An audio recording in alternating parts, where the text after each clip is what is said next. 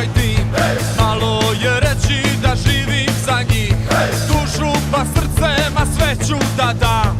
Ja dišem sa tobom Sutjeska,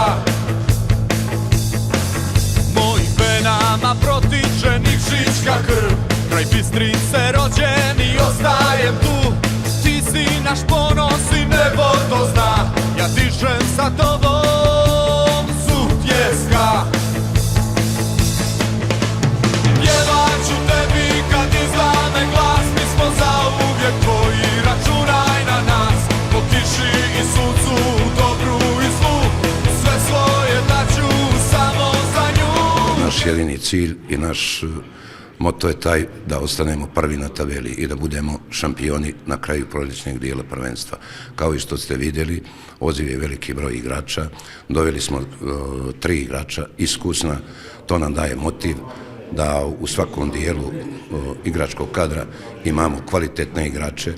Ima dosta domaćih igrača koji su priključeni seniorima. Ja mogu samo da napomenem da smo već danas sa 3 najtalentovanija igrača mladinaca, Tijanićem, Simonovićem i Đukićem sklopili ugovor o stipendiranju.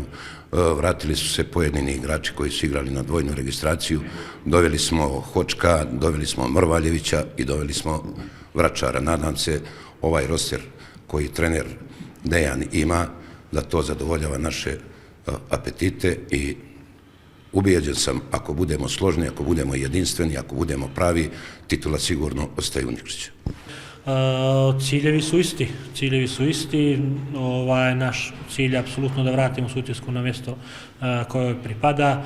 Mi smo i kao klub i mi u stručnom štabu i sama uprava maksimalno posvećeni ispunjavanju tog cilja i mislim da ćemo u nekom narednom periodu, uz dobar pripremni period, dati sve od sebe da do tog cilja i dođemo. Stigla su 3 nova pojačanja. Ja sam neko ko, naravno u saradnji sa ljudima iz uprave, sam razmišljao da prvo dovedem profile igrača negdje koji su nam nedostajali, prije svega u smislu da se na jedan način energetski podigne ekipa, momci koji imaju svakako kvalitet da ovo što mi ovdje već posjedujemo izdignu na dodatni nivo. Što se tiče ta 3 igrača, znači Marka Mrvaljevića, Miloša Vračara i Denija Hočka, mislim da nije završen prelazni period. Ako se ukaže šansa, vjerovatno bi se moglo u nekom bliskom periodu reagovati sa još jednim ili 2 igrača, ali naravno mi imamo neke naše ciljeve, ograničeni smo i zimskim prelaznim periodom i samim dešanjima na tržištu i svakako nećemo dovoditi igrače po svaku cijenu, nego to što bude dovođeno ciljano će se dovoditi sa ciljem da unaprijedi kvalitet koji već posjedujemo. Mi smo dogovorili 8 pripremnih utakmica, jedan dio utakmica će biti odigran u Nikšiću, drugi dio u Ulcinju, s tim što će generalna proba biti protiv ekipe Mornara u Baru. Dovoljan broj utakmica sa ciljem selekcije igrača i dovoljan broj minuta na terenu koji igrači treba da dobiju da bi se do te prve utakmice protiv budućnosti ekipa iskristalisali i da bi izašli sa najboljim sastavom na tu utakmicu.